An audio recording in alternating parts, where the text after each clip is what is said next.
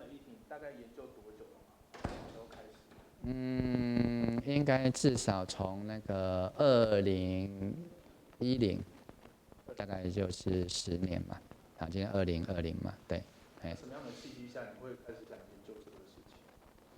其实这是一个立法院的同事，他们当时在立法院遇到了政府要开放瘦肉精，就是莱克多巴胺，带了些资料，请我研究一下，大概是从这样的契机下开始的。所以那个时候是哪个委员找上你？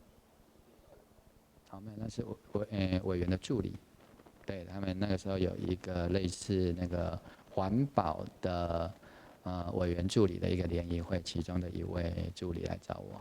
研究完之后是什么样的原因让你想要反莱克多巴胺？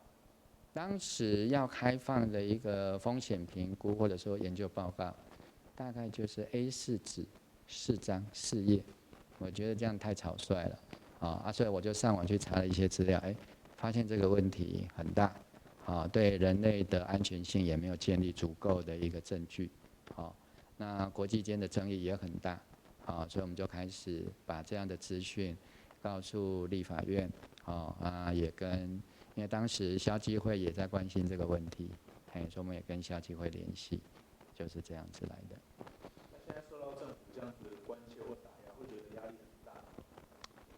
我最大的压力，当然一方面是老百姓嘛，没有人不怕，到警察局谁都怕，然后也怕家人担心，更怕的就是说，医界的一些同业以后要讲话的压力也会很大。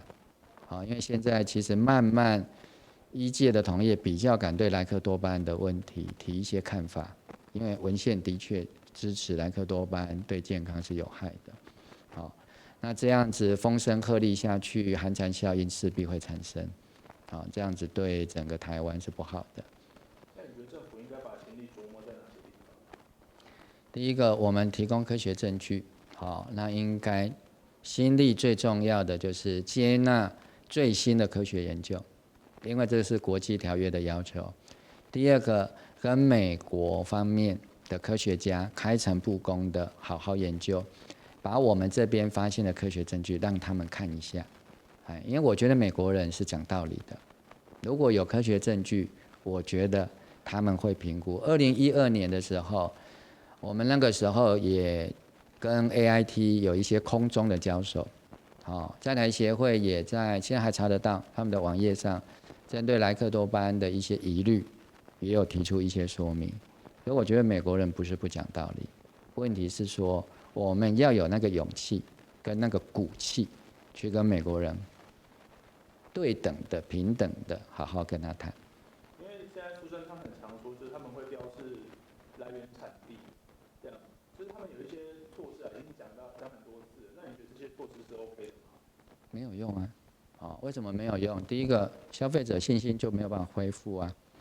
第二个，以台湾对于标示的实务上有经验的人就知道，标示是一回事，实际是另外一回事嘛。他也没有足够的稽查人力啊。现在说要给这个进口商去自主标示，那自主标示更是不保险。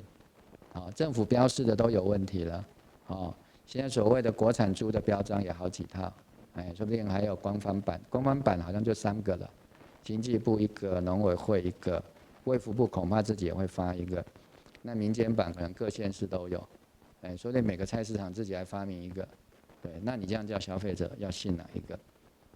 所以标示不是解决问题的办法，而且只是标示产地，因为民众担心的不是进口猪，他们担心的是来猪。